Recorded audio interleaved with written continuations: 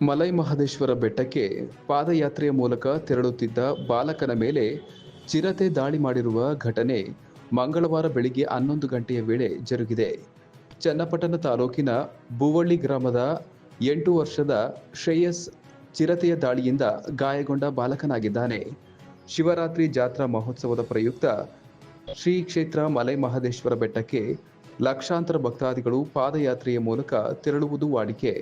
ಅದರಂತೆ ಪಾದಯಾತ್ರೆಯ ಮೂಲಕ ಪೊನ್ನಾಚಿ ಕ್ರಾಸ್ನಿಂದ ತಲುಪಿ ನಂತರ ಮುಂದೆ ಅರಣ್ಯ ಪ್ರದೇಶದಲ್ಲಿ ತೆರಳುತ್ತಿದ್ದಾಗ ಬಾಲಕನೋರ್ವನ ಮೇಲೆ ಚಿರತೆ ದಾಳಿ ಮಾಡಿದೆ ಎಂದು ಪಾದಯಾತ್ರಿಕರು ಮಾಹಿತಿಯನ್ನ ನೀಡಿದ್ದಾರೆ. ಸುದ್ದಿ ತಿಳಿಯುತ್ತಿದ್ದಂತೆ ಘಟನಾ ಸ್ಥಳಕ್ಕೆ ಮಲೈ ಮಹದೇಶ್ವರ ಬೆಟ್ಟ ಪೊಲೀಸ್ ಠಾಣೆಯ ಇನ್ಸ್ಪೆಕ್ಟರ್ ಜಗದೀಶ್ ಹಾಗೂ ಅರಣ್ಯ ಇಲಾಖೆಯ ಸಿಬ್ಬಂದಿಗಳು ಪರಿಶೀಲನೆ ನಡೆಸುತ್ತಿದ್ದಾರೆ ಎಂದು ತಿಳಿದುಬಂದಿದೆ.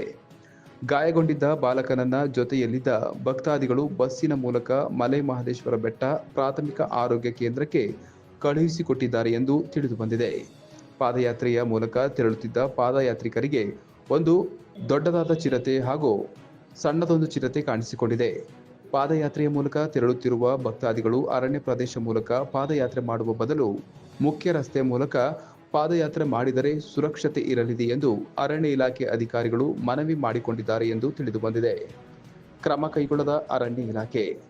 ಮಲೈ ಮಹದೇಶ್ವರ ಬೆಟ್ಟಕ್ಕೆ ಪಾದಯಾತ್ರೆಯ ಮೂಲಕ ಲಕ್ಷಾಂತರ ಭಕ್ತಾದಿಗಳು ಅರಣ್ಯದಲ್ಲಿ ಪಾದಯಾತ್ರೆ ಮಾಡುತ್ತಾರೆಂಬ ಮಾಹಿತಿ ಇದ್ದರೂ ಇನ್ನೂ ಸಮರ್ಪಕವಾಗಿ ಅರಣ್ಯ ಇಲಾಖೆಯ ಸಿಬ್ಬಂದಿಗಳನ್ನ ನಿಯೋಜಿಸದೇ ಇರುವುದರಿಂದ ಮತ್ತೊಮ್ಮೆ ಚಿರತೆ ದಾಳಿ ನಡೆಸಿದೆ ಎಂದು ಪ್ರಜ್ಞಾವಂತ ನಾಗರಿಕರು ಆರೋಪಿಸಿದ್ದಾರೆ.